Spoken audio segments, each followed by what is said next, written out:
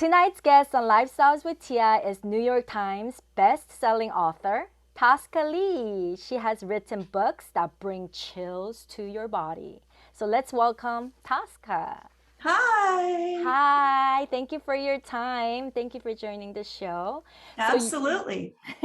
so you're known for writing lots of historical novels and thrillers, winning many awards. And out of many you've written, two of your books, The Line Between and A Single Light, were a super hit. But before we go into the backstory to these books, what drove you to becoming a writer? Oh gosh, I didn't mean to become a writer because when I was growing up, I really wanted to become a ballerina. And that was my main goal. And I studied ballet. All my spare time went into that. My summers, I would go away and dance. But when I was 14, I had an injury. I went off to college because that was never not an option. My dad's Asian. So he's like, you're going to college. So I Yeah. went off to college. And while I was there, I came home for spring break, and I was talking with my dad about how a great book feels like a roller coaster ride, with twists and turns and things like that. Yeah. And I just blurted it out that day. I just said, you know what? I think I would like to write a book. And my dad said, okay, Tosk, he called me Tosk. Okay, Tosk, I will make you a deal. I was supposed to spend that summer working as a bank teller, but I was a terrible bank teller. I did it the summer before. I was really bad, but somehow they were letting me come back. And he said, I'll make you a deal.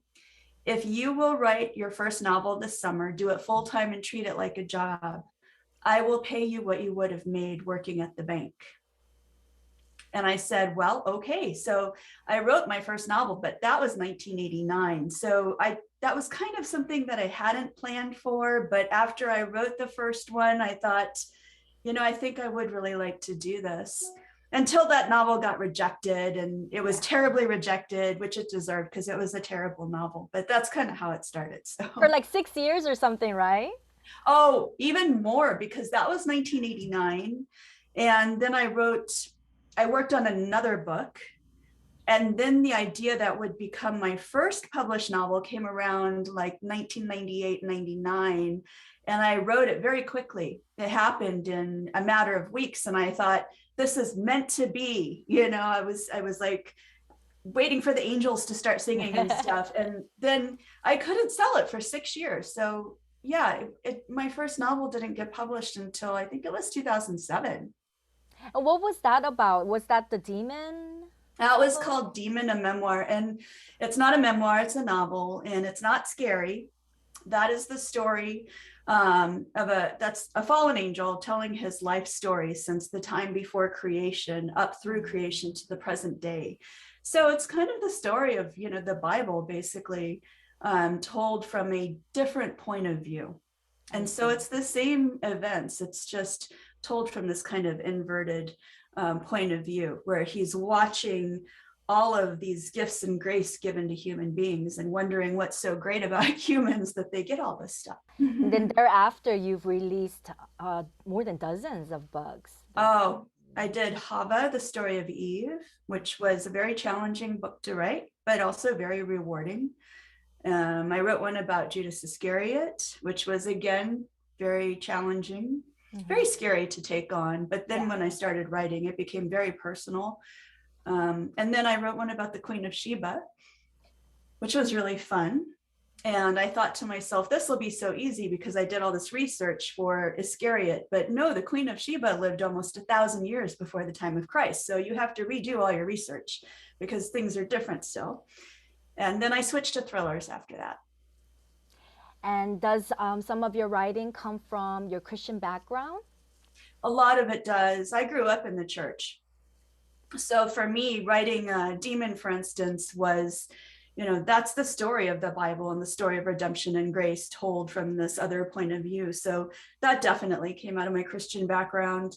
The whole idea came from it because, I was trying to think of like a cool story and a cool character, what would be neat. It definitely informed my books like Demon, Hava, the story of Eve. Hava is the Jewish name for Eve. And it definitely informed Iscariot, which is the story of Judas, the betrayer of Jesus. And So your upbringing, you were born into a Christian family, or did you become saved as you I grew? was born into a Christian family. I made a conscious decision about my faith when I was 11, but I was, fortunate to have grown up in the church. So, I had that background for a really long time. I'm so happy you've won a lot of Christian awards too in the Christian market of books. Oh, thank you. Well, I was so scared to write that story about Judas, and I thought I'm going to get crushed. I mean, nobody's going to read this. It's not going to be accepted. And then the next year it won Christian Book of the Year, this story about Judas. So I was shocked, but I was also very happy. Yeah, So that's wonderful. How did your family feel about all this? Did they know this is what you were going to become? I think they pretty much were, just going with it, and were always very supportive and always expecting more faster, like, well, Do you have any siblings? I do. I have a younger sister and I have two half siblings. And what are they like? Are they very proud of you? Did they read your Oh novels? yeah, they're super proud. They're also very supportive. Yeah, they're very supportive, and it's just normal. So you is your mother Korean or your My father? father's Korean and my mother is Caucasian. And an interesting story. So I was born in 1969. So my parents were married a year before in 1968, but their first attempt to get married, they were denied a marriage license Oh because wow. my dad is Asian and my mother's Caucasian. Oh, it was like that back True then, story. huh? Yeah. Wow. Did they meet here in the States or in Korea? Yeah, they met here because my dad came over to get his master's degree and his PhD, and he was doing some consulting work, and they met when he was doing that. I think they met in Colorado. How did you come about with writing this book and what drove you to writing that?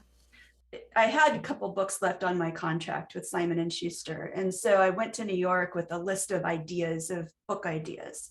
And right before I went, I had just read a news article about a frozen reindeer carcass in the Siberian permafrost that had thawed with the permafrost. Hmm. And the reindeer carcass happened to be infected with anthrax. And so it made this nearby village sick. And I thought that was horrifying, but also, as a fiction author, you're always thinking. And then as I was reading this, some other headlines came up about other things frozen in the permafrost and scientists being very leery of, what would happen if they thawed. And so I added this idea of a disease coming out of the permafrost to my list of ideas, which also included the idea of a young woman leaving a cult and having to start over in the outside scary world. And so when I went to meet with my publisher, this list also had, several other ideas, maybe 10. He said, I like this one, and I think you should put them together and make a story about that. At the cult one and the permafrost disease one, the pandemic one. Yeah. And I thought he was crazy, but I said, okay. So I went home and I started writing the story. And fortunately for me, my younger sister is a doctor and she teaches medical school. So Okay. she could help me with the disease part. She's helped me with so much medical stuff, Hmm. in my books before. So it's really nice having a built-in medical Yeah. consultant on the side. Convenient. So the pandemic in these books is, so the premise of the story is this young woman named Winter Roth is getting kicked out of the doomsday cult that she grew up in, and she's having to start over in the outside world that she's been taught to regard as evil. And I was interested in this premise because I thought, what would it be like if you've always been taught that the outside world is evil, it's evil, it's evil, but can you still find grace and beauty in it? And so that's what intrigued me. So she's having to go start over, but right as she does, this pandemic is sweeping across the nation. And so the appeal for me in disaster stories and pandemic stories, and this premise of a disease coming out of the permafrost is not original. There's many stories that have this kind of permafrost disease idea. But the appeal to me is is the idea that the noise of life, which is, life is chaotic and noisy, and there's so much social media and news and all this stuff. But when you have a disaster like that, all that noise becomes quiet, because now you only have one goal, and that's just surviving and the survival of the people closest to you that you love. And so I think that's what I love so much about the disaster stories. Yes. So, and the disease in my books is a little different. It's not the same as COVID, but I will say that having written a pandemic novel right before COVID started was really weird. Yeah. I mean, did you have any idea something like this was going to happen, or not at all? Oh, yeah. I mean, so I did a lot of research, of course, and, anytime that you see scientists talking about pandemics or anything like that, they always say it's not a question of if, it's a question of when. When? When, yeah. So it's fairly inevitable at some point, just like it was in 1918, just like it was, the last time before that. So How did the books merge those? So it's two different books at the moment, but did they become like a sequel? They're two different books. So the line between is the first book, and then A Single Light is the second book, but it's a duology, so they go together, and the story in A Single Light picks up right where the first one leaves off. Okay, yeah. That's brilliant. It's fun because you can kind of leave it where you think that they're safe, but there must be more, and then you can pick up from there and go on. And I have to say, one of my favorite challenges with writing something with a sequel, which I've done a couple times now, is, that often sequels disappoint us.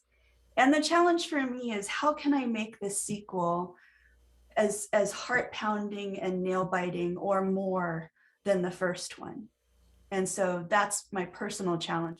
And do you have plans to continue on to the next? I've thought about it, and I've been asked about it. These two books were in development for television before the pandemic hit, and then that got put on hold because I guess nobody wants a TV show about a pandemic right now.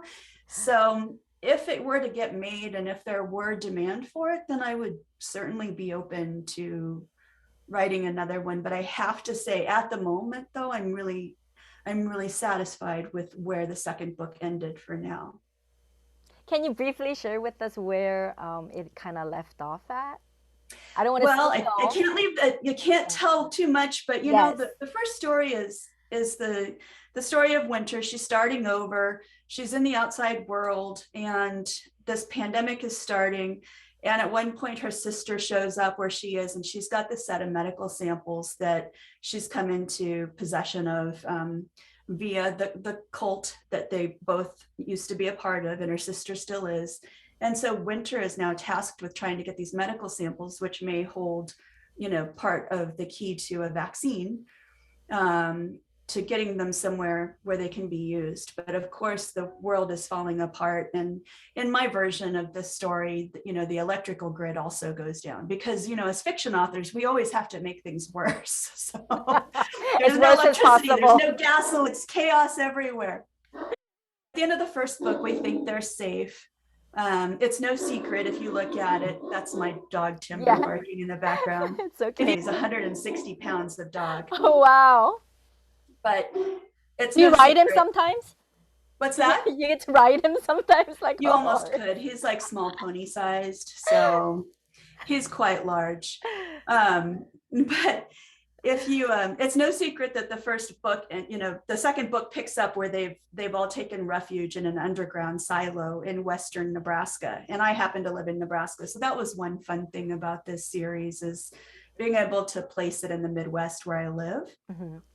So the challenge from there is, how do they live underground during this time while they're waiting out the pandemic? And then what is life going to be like when they emerge? And of course, it's not what they expect. So the cult that they're in, does that have anything to do with Christianity or? No. The cult is, and it's not based on any one specific cult. The cult is is a made up cult, but it represents like a perversion of beliefs. And so, and it does all the things that cults typically do, you know, to draw people in and then kind of shift them over here to a less healthy situation. And, you know, that's what cults do. I've long found cults really fascinating. And I have since learned that many people actually find cults really fascinating as well. I've heard from a lot of readers that they came to this series because they were just fascinated with how this works. You know, cults like, you know, you hear about them like Scientology or, you know, whatnot. And people are fascinated with that. And I am too. Do you have any other books that you're writing at the moment? So yes, I shifted gears completely Okay. after this. I've been working with a co-author whose name is Marcus Brotherton. And so we have just finished a World War II story. So that's a little different from my other books. Marcus has written quite a bit of World War II nonfiction.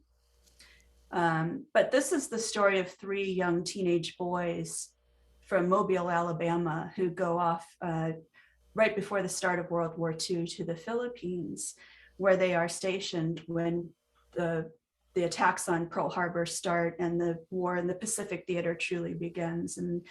And they become prisoners of war there in the Philippines. And so it's their story, and it's based on true accounts. And it was a grueling story to tell. It was hard at times to write, but it's a really important story, I think, to share, an important chapter of history. Exciting. Mm-hmm. You must inform all of us about that. I will. We're hoping to find a home for it soon. So did any of your books make it to the big screens at all, or is there any plans for any of that? yes, there. So right now the Progeny is the duology, a thriller duology. So it's the Progeny and then Firstborn. Those two books go together. Those two are in development right now. And you know, the thing about that is whenever people ask that, they'll say, okay, when's it going to be on TV? Well, I don't know, because the development means that they're writing it, they're producing it, they're looking for networks, and you never know exactly how long that process will be. And it really takes a long time, I heard. Yes. And you know, you can't, I've found as an author, you know, I've had books that have been optioned. I just got another email today talking about an option for another book. And you know, you can't worry about it too much. If it's going to happen, it's going to happen, Yes. right? You can die of optimism in the meantime. So you just have to kind of let it be. And so, but those are in development. And then The Legend of Sheba is in development. And that's exciting because I'm also getting to help write the pilot script for that, which is a completely new, different thing for me. So I'm learning along the way. That's great. So someone from Alaska was asking a question. She said, what does Tosca do if she ever hits a writer's block? Oh, you know, that's a good question. And I never had writer's block a lot in the past, but I really went into this weird catatonic creative state last year during lockdown, you know? And the only thing I can think to do is just continue to write, even if you think it's bad, and even if you think it's stupid, because you can come back and fix it later. But at that point, the most important thing is pushing forward and getting through it. Sometimes it helps if you're really feeling stuck, if you just get up and walk away and do something really mundane, like fold laundry. Folding laundry is magical, let me tell you. Or go for a walk. Sometimes it helps if you journal as your character, in first person as your character, and think out loud on the paper as your character. That helps a lot too. So any of those things are really helpful. Did you enjoy English class growing up? I did, but I was better at science. Yeah, I can see where that leads to. And my sister, who's a doctor, was better at English. Oh, wow. So, switched places. You never know. Yeah. So what is life like outside of being an author? You're a mother of... I'm a stepmother of 4. So I married a single father 5 years ago. That's a lot. So that was a big change. I went from being single and having no children to being married with 4 Right now we have two still at home. The oldest, her name is Winter, so I named the main character in the line between after her. Oh, She's cool. getting married next year. Oh, wow. And our oldest son is at college. So, there's always stuff with kids. My husband's a farmer, so he's harvesting right now. So today I'm running him out lunch, to eat while he's harvesting. There's always something going on in between. There's always writers' workshops to teach. I like to teach. There's always things in between. The dog, I live on a farm, so you never know That's what's so going cool. to That's what happen. I want to do eventually. Yes, that's one of my big goals to live in a Oh, farm. it's That's beautiful and quiet. It's great. It's great for writing out here it's out in Nebraska. in Nebraska. Nebraska. How is it? Is it cold right now for there? For No, it's actually beautiful. I'd say it's like in the low 70s today, so it's beautiful. cool. So, how many days out of the week do you write? It really depends. If I'm working on a project, I might write every single day. If I'm getting close to deadline, I might write 10 hours a day, then 14 hours a day, then 16, then 20, and then I'm pulling all-nighters at the end. Yes. But if I'm between a project, I might not be writing, because in between is the time to catch up on email and all the balls Yeah. that get dropped when you're busy, right? Yes.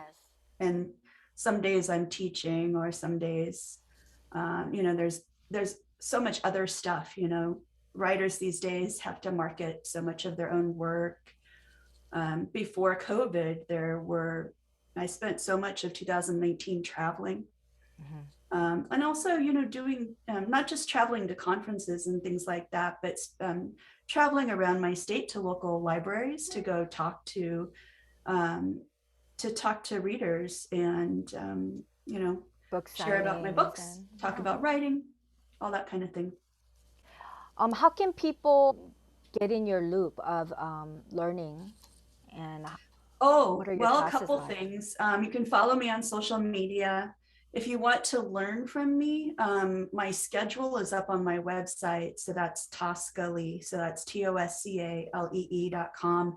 And you go to my calendar, and all the things I'm doing are there, including the classes I'm teaching. Some are in person, some are online, and how you can sign up for that. You can sign up for my newsletter. I have one for just general stuff and one for writers specifically. And I'm not very disciplined, so they don't go out very often. So you will not get spammed. That's good um, to know. yeah. And then on, social media, if you want to see Timber, the giant dog, you can go on Instagram, and you can see him doing all his funny stuff there. So Yeah, that's great. Um, if there's one thing you would like to leave with the audience, what would that one thing be? oh gosh, I think it's just gratitude. If you're thinking about writing, I have to say, becoming an author is just a masterclass in gratitude, because there's so many people who help you along the way, and so many people whose help you need along the way. And I'm grateful every day to get to do this. I'm Yes. grateful every day for the readers who read what I write. I'm grateful every day for the people I get to encourage and the people I get to teach. And so I think gratitude is really the name of the game, no matter what you're doing, whether it's writing or anything else. Yes. Thank you so much. Oh, one more thing before we go. I know you used to model as well. Putting you on the spot. The modeling was an accident. What happened is somebody told me, you should try to be Mrs. Nebraska. And I said, I had never thought of that. I'd never did pageants, never, and I thought, well, okay, I'll try it. And then I won that. And so I competed for Mrs. United States. And then somebody said the local modeling agency needs more like older models who are not like teenagers, to, Yeah. model, and they've got so much work, they're turning people away. And I was like, well, if they're turning people away and they're desperate, I guess I'll try. So I tried it. So So I had not done that before. It was kind of just happened. but it's Well, fun. It's really fun, yes, it's a actually. lot of fun. What was the first gig that you got? Oh gosh, I can't remember exactly, but I've modeled everything from like mom jeans to one time I was model. There's a food company in Omaha here that produces a lot of brands of food. So I have modeled soup. Is it I Campbell mean, soup or? soup. I've modeled like, little awards and things, from a party company that's also local. Commercials are really fun. And I'll tell you why, because it's really fun to see the process of how they film it. It's like a mini movie, right? So Yes. it's fun to see the process of how they film it and make it. Plus there's always good snacks. So Yes. I've tried a couple of those too. It was a lot of fun. A lot of good that's food. Did you have an agent for that? I do. I do. Or I wouldn't know about how to do it or Right. anything. So yeah, so I always say, if you're interested, it's really fun.